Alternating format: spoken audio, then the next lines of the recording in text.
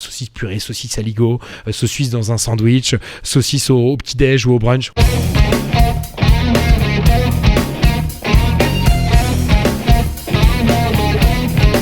Bonjour Adrien, nous sommes ravis de te recevoir aujourd'hui. Salut Yacine, merci à vous pour l'accueil les gars. Mais avec grand plaisir. Comment tu vois l'évolution de ton métier dans les 5-10 prochaines années aujourd'hui? On parlait tout à l'heure de la façon dont on percevait un acteur qui est spécialisé dans le cochon et qui n'a pas un gros catalogue à proposer aux restaurateurs. Est-ce qu'aujourd'hui cette perception elle a un peu bougé par les restaurateurs en disant ok, si je veux travailler du cochon, moi ma réflexion et mon premier réflexe c'est maison montagne. Et c'est à moi de m'adapter derrière et de proposer autre chose dans la façon dont je vais travailler mes produits pour les proposer à mes clients. Et pas plutôt l'inverse, de partir sur des plateformes générales où on peut avoir un giste qui fait tout. Et qui après, le fait, après il y a des grands généralistes qui font des trucs très bien, mais voilà, le but c'était ça en fait. Moi, je vois deux éléments de réponse dans ta question. Premièrement, le métier de charcutier. Alors, tu dis ton métier, c'est vrai que je me sens un peu mal à l'aise parce que même si je suis dans le cochon, je m'estime pas aujourd'hui charcutier. Comme je te l'ai dit, j'ai pas passé mon CAP, j'ai pas fait les études pour. J'apprends sur le tas. J'ai encore plein de choses à apprendre. J'espère un jour avoir, je ne sais pas de quelle manière, l'opportunité de passer un CAP pour au moins ne serait-ce que me sentir un peu moins coupable. Mais sur le métier de charcutier, c'est une bonne question que tu poses, que je dissocie de l'autre partie, plutôt la partie, j'ai envie de dire, développement sur la partie restauration. Mais le métier de charcutier, c'est un métier un peu compliqué. Je pense qu'on le voit d'ailleurs aujourd'hui. Autant le métier de boucher, j'ai la sensation depuis 3-4 ans à un bel essor avec beaucoup de gens en reconversion, beaucoup de jeunes qui apportent une nouvelle touche. T'as reçu Alex de Bidoche, tu vois, qui est un peu un exemple parfait, voilà, qui a créé une boucherie-restaurant avec un mec qui vient pas de cet univers-là et qui apporte sa patte. Je trouve ça top.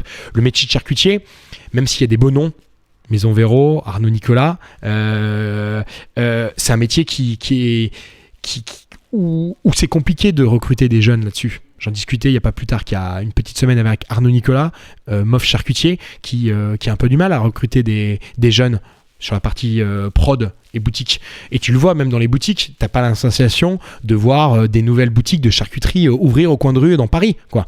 Autant des boucheries, tu as souvent, en discutant avec des amis, il y a une nouvelle boucherie qui est ouverte dans le 11e avec un nouveau système. Il y a une boucherie qui est ouverte dans le 17e avec un système de libre service où il n'y a pas de découpe sur... Voilà, tu sens que le métier de boucher se réinvente, évolue. Mais le charcutier, c'est plus compliqué. Pourquoi ? Il y a sûrement plusieurs raisons, mais j'ai pas toutes les réponses. Donc, comment je vois ce métier de charcutier sur cet aspect-là, savoir grand public ? Il faut que peut-être des mecs comme nous et aussi des mecs comme des Maison Véro et des Nicolas, on avance main dans la main pour montrer que ce métier charcutier, c'est pas un métier qui est old school, vieux revu, et qu'on essaye de se réinventer et de faire des choses bien. Donc ça, je parle du métier de charcutier. Mais il faut qu'on se bouge parce que sinon, à ce rythme-là, il y aura plus de jeunes qui vont vouloir être charcutiers. Et après, sur la partie, tu en parlais du coup distribution pour les chefs.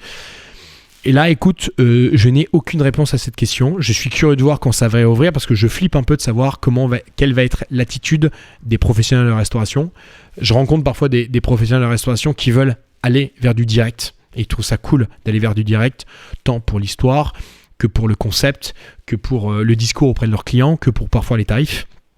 Mais parfois j'en rencontre, et ils ont raison, qui me disent que c'est compliqué à eux de mettre en place parce que, on en parlait, il y a des francos à respecter, il y a une logistique à anticiper, il y a des interlocuteurs différents, donc je peux comprendre que c'est compliqué. J'ai la sensation quand même avant Covid qu'il y avait de plus en plus de professionnels de restauration, j'utilise ce terme-là, je ne veux pas parler que de chefs, qui veulent aller vers du direct. Voilà.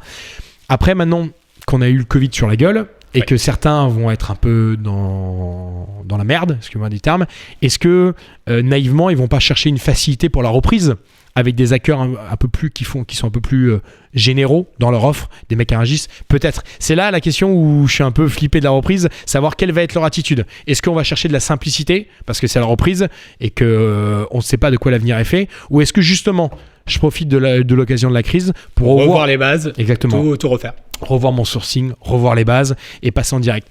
Je ne sais pas quoi répondre à cette question. J'en parlais avec Arnaud Billon justement, lui-même il sait pas trop. Il y aura forcément des acteurs qui vont se diriger vers ça, d'autres quelle va être la tendance? Je sais pas. Quelle va être la tendance surtout de nos clients et les gens que nous on vise?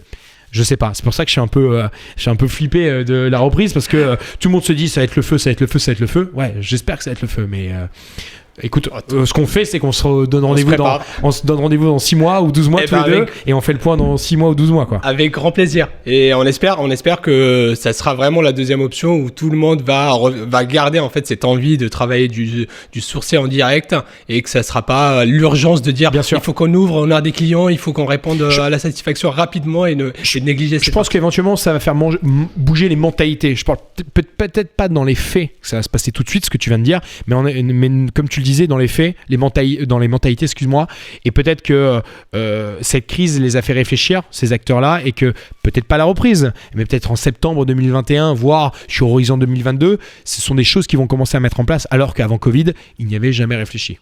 C'est ce que j'espère. Eh ben écoute, on se donne rendez-vous en septembre et on fait un petit bilan de l'été. Avec grand plaisir.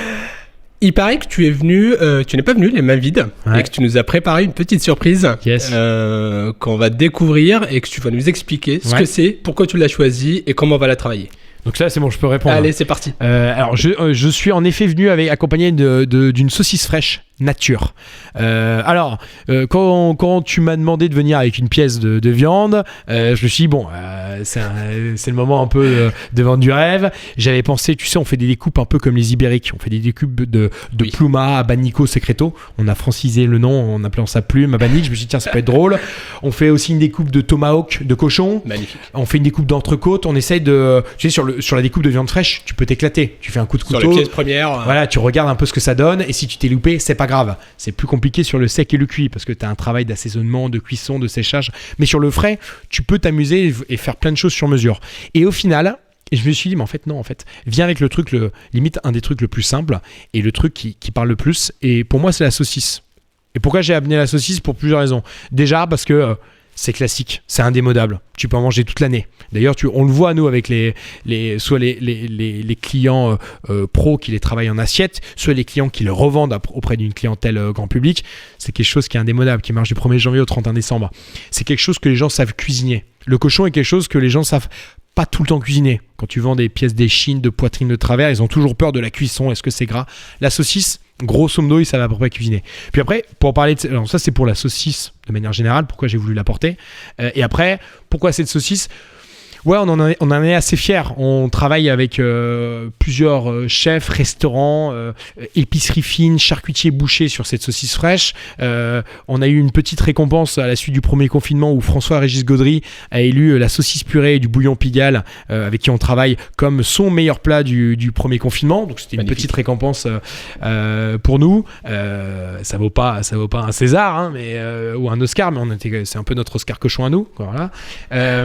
Et puis ouais, on est content parce qu'on trouve qu'il y a un bel équilibre maigre-gras, il y a un bel assaisonnement sel-poivre, pas trop prononcé.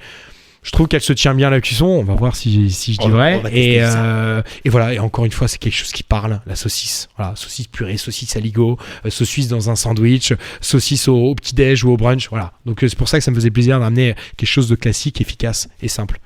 Eh ben écoute, il n'y a plus qu'à tester, ça nous donne trop envie et puis on passe en cuisine. Avec plaisir, c'est parti.